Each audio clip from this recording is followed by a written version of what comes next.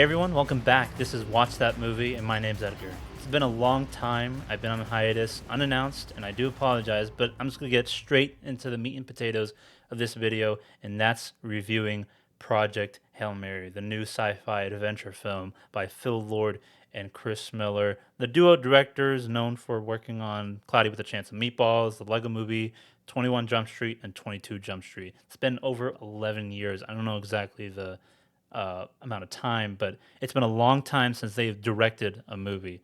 A lot of people tend to get confused for them directing the Into the Spider Verse movies and Across the Spider Verse, um, but they were only producers slash writers for those films, not directors. But they're known as the creators, and that's how the trailers for this movie advertise them as the creators of the Spider Verse films, and they are, but they're not directors. So that's why I mean it's been a long time since they actually directed something. They were originally supposed to direct the Solo movie, which is the Han Solo spin-off film that came off shortly after the success of Rogue One, but it wasn't, as warmly received. And for those who don't know, Disney or Kathleen Kennedy, I don't know who, didn't like their tone and the style and the way they were writing that movie. It wasn't Their visions weren't exactly aligning, and eventually they cut ties and they put Ron Howard on the film. And like I said, that didn't go off great, but it's been a long time. But finally, we have a new film from them and another adaptation from the novelist Andy Weir, who also wrote The Martian, which the movie of the same name is also a sci fi movie, which was a huge success. That one being directed by Ridley Scott. This one, Lord and Miller are back with an adaptation of Project Hail Mary. I read the novel before. I've read it twice now. It's already become one of my favorite novels, and one is really a fun experience to enjoy first time reading.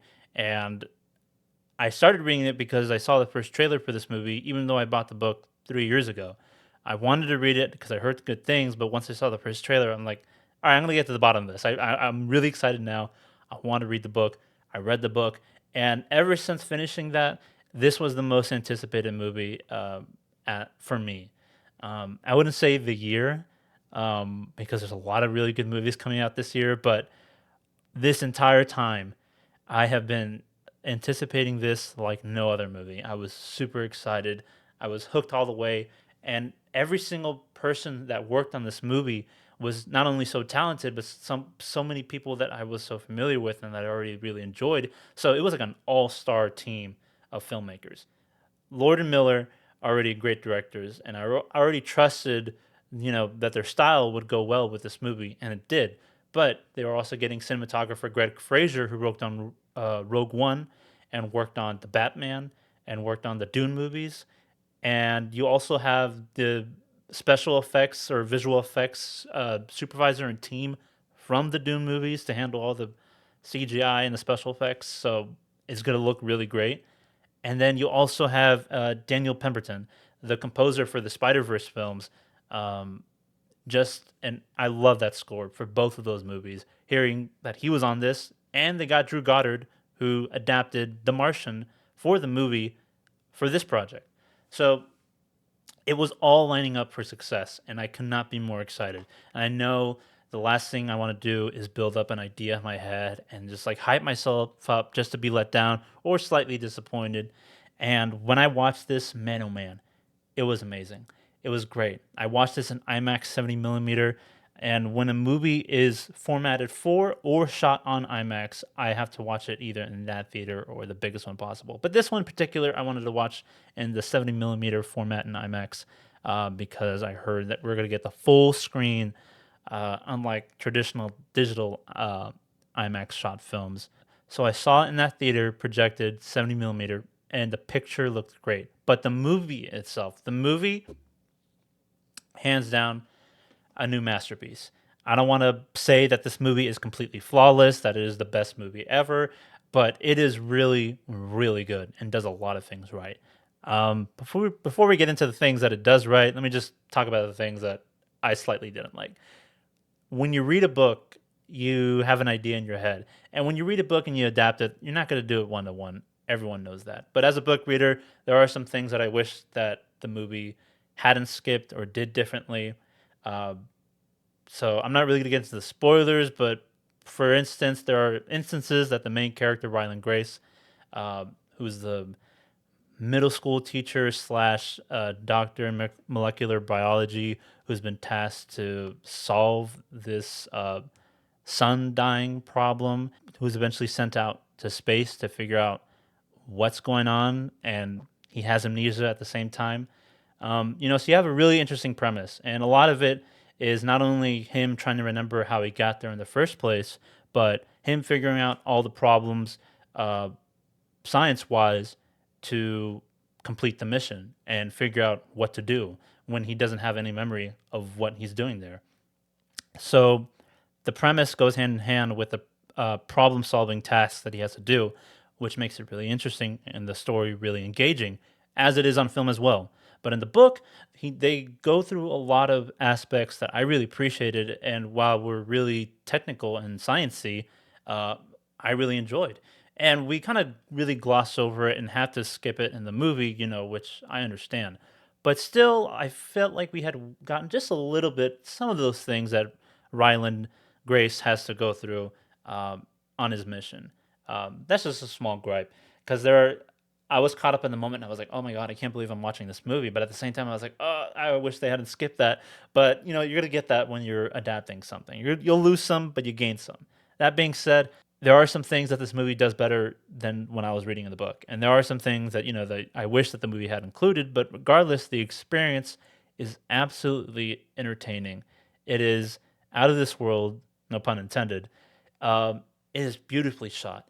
It looks absolutely amazing. Like I said, all the people working on this movie, have such an amazing resume and repertoire. They're just so skilled, and the movie just looks incredibly, not just realistic, but dazzling.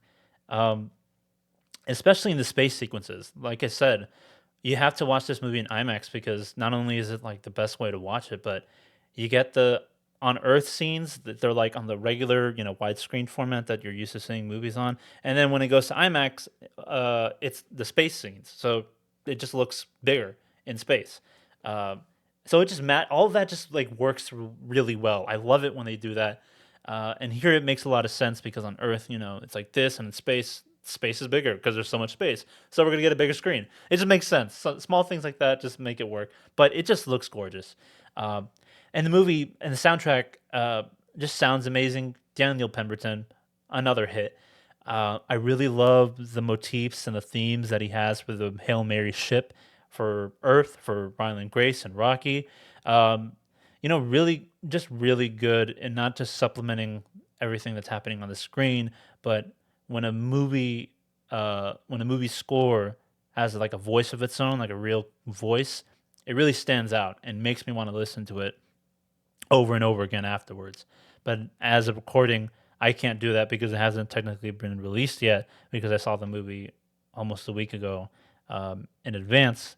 I've been counting the days just to listen to the score uh, again because it was just that good. I loved it.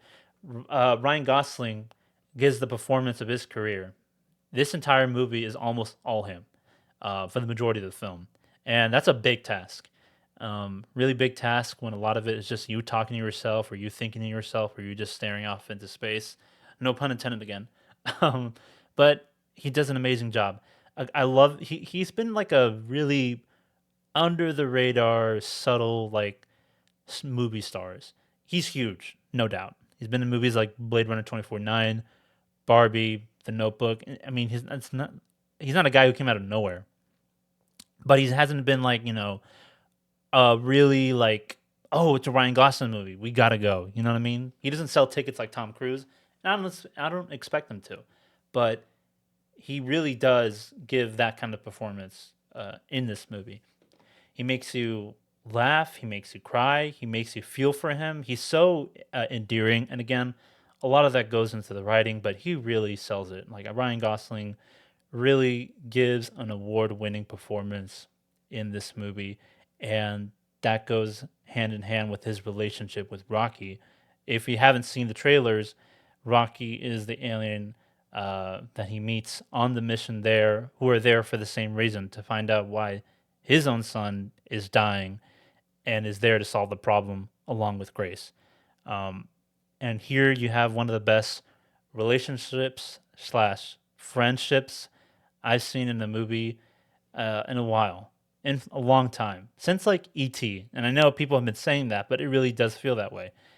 Two otherworldly characters, so distant from each other, so different culturally, not knowing the same language, coming together, trying to overcome the same problems, and forming a friendship that just feels so real. And a lot of that carries out throughout the film.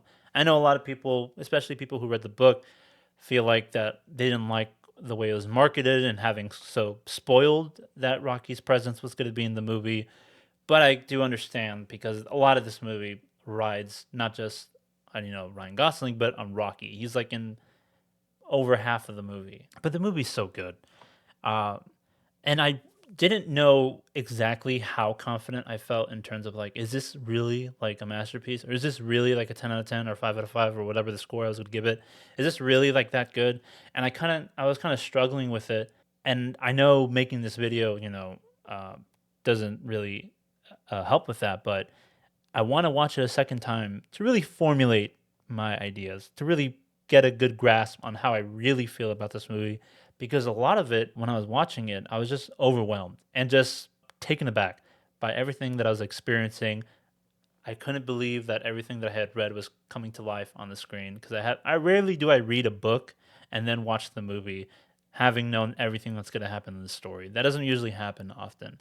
So I was really just mesmerized, and I kind of couldn't really like I was experiencing the movie, but I was also not experiencing the movie, which is something you don't want to do, but nonetheless, it was great. And a lot of people are talking are really positive things about it and raving. So I'm not crazy to say that this is absolutely amazing. And you should watch it on the big screen. There's so many things that I just want to go over. Uh, Ava Strat's character, depicted by Sandra Huller from Anatomy of the Fall, great actress. Exactly how I envisioned Ava Strat, who's the coordinator and project leader of Project Hail Mary in the movie. She is basically like in charge of the governments and figuring out the funding, getting the right people for the mission, and assembling the team that Ryland Grace is also a part of, and really just is a solid character. There's a really nice moment in her that's in the movie that wasn't in the book that I really liked. Um, this movie is just really great. The visuals, and I just really can't stress enough to go watch this movie because not only is it original in a sense, it's definitely not a franchise movie, but it's just so well made and it's so good. And this is a huge bet for Amazon MGM. They haven't made a movie this expensive in a long time. I don't know. I think this might be their most expensive movie. I could be wrong. A lot of money was put into this movie, and not a single dime was wasted. It's all on there. And the performances, and the music, and the visual effects, the score, everything about it is absolutely great. This is like an award-winning movie. I hope when the Oscars roll around next year in hopefully February, not March. We got to have it in February now because I can't wait until that long for the Oscars in March. But when they do happen, I hope people don't forget about this because I might sound biased because I read the book and I've been hyping myself up for this movie, but I really do think that this is something special and people are loving it. And it is such a great movie, and I love the new campaigns that you just see nowadays, like with Ryan Coogler with Sinners, with Christopher Nolan and his movies, recently The Odyssey, and now Lord and Miller advertising and promoting their film to be watched on every single premium format you can think of, not just because it's cool to watch it in those ways, but they add so much more to the experience than you would get from a standard format in a regular theater. And IMAX is a great way to do that. I highly recommend it. I really do. It really does make a difference, especially with a movie like this. And Dolby Cinema, really good. When I'm not watching a movie in IMAX and I want to watch it in a premium format, I go with Dolby because the colors are just way more brighter. The light and the darkness and contrast just really provides like a really clear and higher definition movie, and the sound is amazing. And if not that, Cinemark XD, I usually go with that one. I don't have a 4DX near me. There's one super far out from where I live, but I'm not gonna. I will never really drive there unless it's like something absolutely huge. Like I don't know, a Mission Impossible movie. But even then, I didn't watch Mission Impossible in a 4DX movie. I feel like that one's like I'm not really gonna spend money on. But IMAX, I'm like IMAX's biggest promoter, and I hate it how much I mention it on this channel, but I absolutely love it. I really do. And this is a movie I cannot stress enough to go watch on the big screen in that format. This is a great movie. I think Project Hail Mary is a masterpiece and is worthy of 5 out of 5 stars, hands down, a 5 star film. Um, really great. Like I said, it's not flawless, and it's not the best movie, but it really is a great one and does so many things well and just really makes you feel good. And not a lot of movies do that. Um, Before I end the video, I feel like this is how I'm going to do um, review content now. I'm going to do my reviews um, here in video, more edited and concise like a regular video. I won't post it on the podcast channels, but I will post still split up all the discussion of movies and budgets and box office and trailers and whatnot. Everything else related besides reviews on the podcast. Keep it there and still post it on YouTube. But basically, all my reviews are just going to be strictly on YouTube. That way I can just keep it to shorter videos, but also make it worthwhile to watch it on YouTube to begin with rather than just having to stare at me the entire time talk, which I do appreciate for those of you who are fine with that. But I want to provide better content for you guys, and I definitely want to stick around longer for you guys. Go watch that movie. Watch this movie. Watch Project Hail Mary, and please stick around.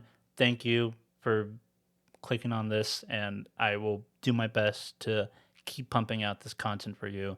As much tiring and as much effort as it requires me to do, I'll just keep strolling along, and hopefully, someone out there will appreciate that. So I'll see you next time on Watch That Movie. Bye bye.